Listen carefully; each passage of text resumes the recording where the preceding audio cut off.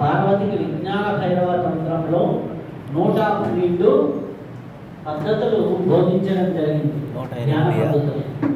ఆ 112 పద్ధతుల్లో శివపార్వతుల సంపాదనలో శ్వాసకు సంబంధించినవి ఒక 9 టెక్నిక్స్ ఉన్నాయి. దాంట్లో శ్వాస మీద ధ్యాస అనేది ఈజీగా మనం చేయగలిగాం. ఎన్నో ఉన్నాయి. ప్రణవ ధ్యానమని, ఓంకార ధ్యానమని, పంచచక్ర ధ్యానమని, మనకు వచ్చేసి ఇట్లా అనేక కోణాల్లో ఉన్నాయి. అనేక ధ్యానాలు, కుండలిని ధ్యానం అనేసి ఇట్లా అనేక ధ్యానాలు ఉన్నా కానీ ఎందుకు శ్వాస మీద ధ్యాస అనేది ఈజీయెస్ట్ టెక్నిక్ అంటే మీరు ఎక్కడున్నా చేయొచ్చు, ఎట్లా ఉన్నా చేయొచ్చు. దీనికి పెద్ద నియమ నిబంధనలు లేవు. ప్రశాంతంగా కూర్చొని శ్వాసను గమనిస్తూ ఉండటం.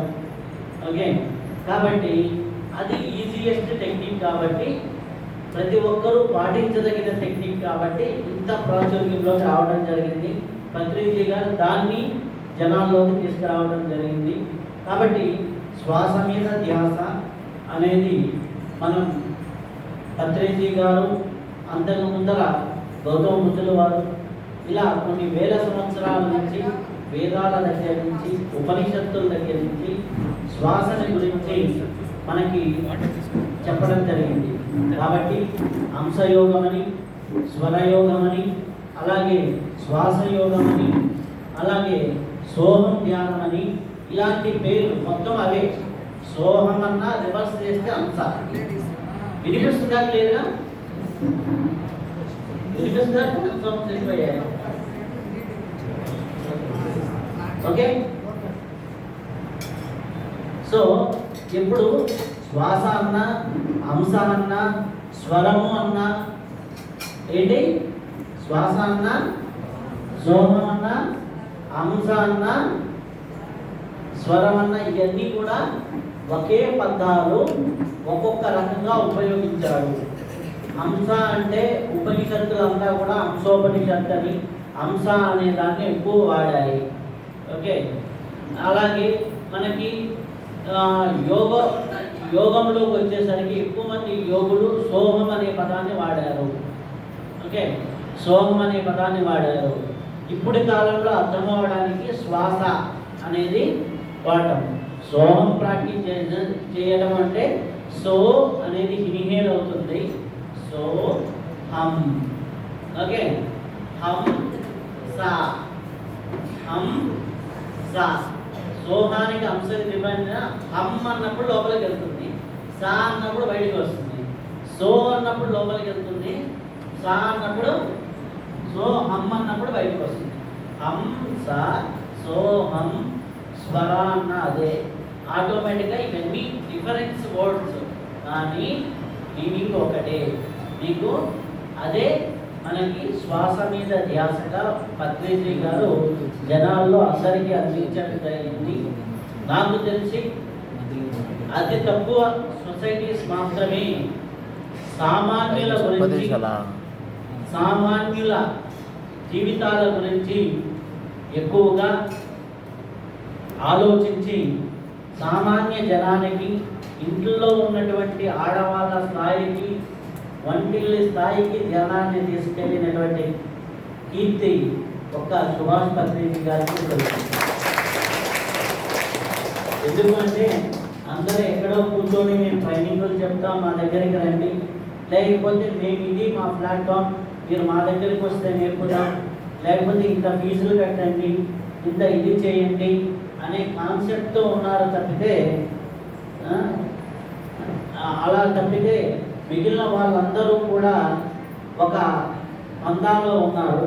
ఆ పందాన్ని దాటి సామాన్యుల స్థాయికి ధ్యానాన్ని తీసుకొచ్చింది పత్రిజీ గారు. అయితే సామాన్యుల స్థాయికి ధ్యానం వచ్చింది.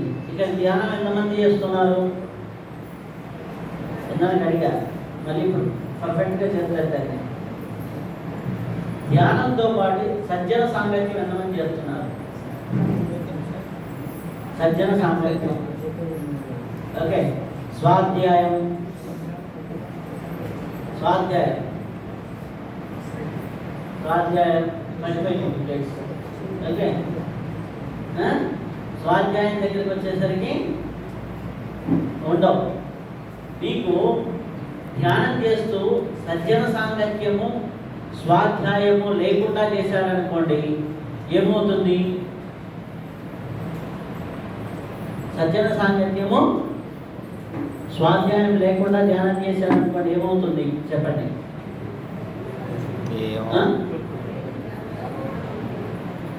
నా వీడియో ఏదో చూశారు. ఓకే, సరైన ధ్యానం చేస్తున్నామో లేదో తెలియదు. మనకు వచ్చింది భ్రమో భ్రాంతో తెలియదు. మన సార్ నాది ఒకటి క్లాస్ వీడియో పెట్టింది, ఎంతమంది చూశారు? ఒక 2, 3, 4 చూశారు. ఓకే, నేను దాంట్లో స్వాధ్యాయం సజ్జన సాంగత్యం గురించే గంటలో మాట్లాడాను. స్వాధ్యాయం సజ్జన సాంగత్యం దాంట్లో చెప్పిన ఒక స్టోరీ మీకు చెప్తాను. ఒక ఆవిడ వచ్చింది నా దగ్గరికి. నేను హైదరాబాద్లో నాది ఆస్ట్రాలజీ ఆఫీస్ ఉంటుంది, జ్యోతిష్యం. ఓకే, అందరు జాతకాలకు వస్తూ ఉంటారు, మన పిరమిడ్ వాళ్ళు కూడా చాలామంది వస్తూ ఉంటారు, హ్యాపీగా జరగాలి. నా దగ్గరకు ఒక ఆవిడ వచ్చింది. ఆవిడ ఏంటంటే, నాకు మహోదర్ బాబాజీ కనిపిస్తున్నాడు. ఓకే, మహోదర్ బాబాజీ కనిపిస్తున్నాడు, రోజు మాట్లాడుతున్నాడు అని చెప్పింది. అమ్మాయి ఈమె ఎంత అదృష్టవంతురాలో అనుకున్నాను. సో తర్వాత ఏం చెప్పింది, మా మహోదర్ బాబాజీ మా ఆయనకి విడాకులు ఇవ్వమని చెప్పాడు. మహోదర్ బాబాజీ చెప్పినప్పుడు చేయాలి కదా. నేను అప్పుడు క్వశ్చన్ వేసాను, మీకు పెళ్ళి 8 సంవత్సరాలు, 18 సంవత్సరాలు, పిల్లలు ఎంతమంది? ఒకరు ఇంటర్మీడియట్ చదువుతున్నారు, బీటెక్ ఫస్ట్ ఇయర్ ఏదో చెప్పింది. చెప్పిన తర్వాత ఓకే బాగానే ఉంది. మహోదర్ బాబాజీ రోజు కనిపిస్తున్నారా అన్న, కనిపిస్తున్నాడు. అయితే నిజం, ఆమెకి ఎదురు కనిపిస్తున్నాడు, మాట్లాడుతున్నాడు, హ్యాపీగా ఆమె చెబుతుంది, చేస్తుంది. ఆమె చెప్పినవి కూడా నిజాలైనవి. ఓకే, నిజాలైనవి. ఆమెకి ఎవరో వస్తుండే ఫ్రెండ్, ఆ ఫ్రెండ్ ఈ ప్రాబ్లంతో వస్తున్నాడని ఇక్కడ మహోదర్ బాబాజీ చెప్పండి, ఆ ఫ్రెండ్ రాగానే చెప్పేసేది, అది నిజమయ్యేది. ఓకే, అప్పుడు నమ్మాలా నమ్మకూడదా? నమ్మాలా కదా. నువ్వు చెప్తే నేను చెప్పేది వస్తున్నారా లేదా ఇంట్రాక్ట్ అవుతుంది. ఈ సౌండ్ల కంటే ఫ్యాన్ సౌండ్లు నాకు ఎక్కువ పెడుతుంది. ఓకే, సో అప్పుడు నమ్మాలా లేదా అనేది మనకి నమ్మాలి. మమతా బాబా చెప్పిన పిల్లలకి ఇవ్వాలి కదా. నేను కొన్ని క్వశ్చన్స్ అడిగా, చెప్పండి, అలాగే ఉంది.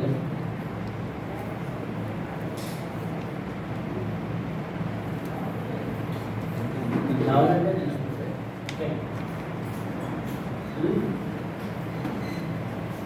ఏంటంటే మమతా బాబాజీ చెప్పినప్పుడు చేసుకోవాలి కదా, విడాకులు తీసుకోవాలి కదా.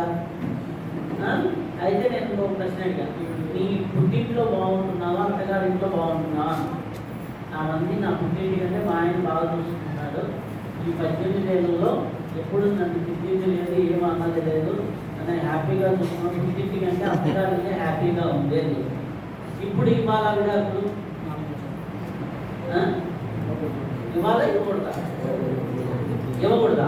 మహోదర్ బాబాజీ అక్కడ చెప్పింది.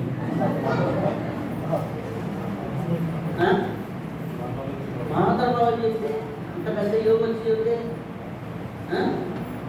అప్పుడు ఆవిడ చేసింది ఏంటి అంటే, అప్పుడు నాకు కుతూహలం ఉంది.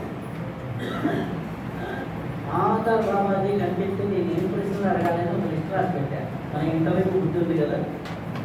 ఓకే, సో అలా ఉన్నప్పుడు ఆ ఇంటర్వ్యూ యాసతో మనం ఏం ప్రశ్నలు రాయాలనుకుంటే కొన్ని ప్రశ్నలు నేను రాసిచ్చాను. అడుగు మీకు కనిపించినప్పుడు అది ఇచ్చాను. 2వ రోజు రాదా, 3వ రోజు రాదా, 4వ రోజు రాదా, 5-6 రోజుల తర్వాత తీసుకొచ్చి కలప నీళ్ళు పెట్టుకోమని వచ్చింది.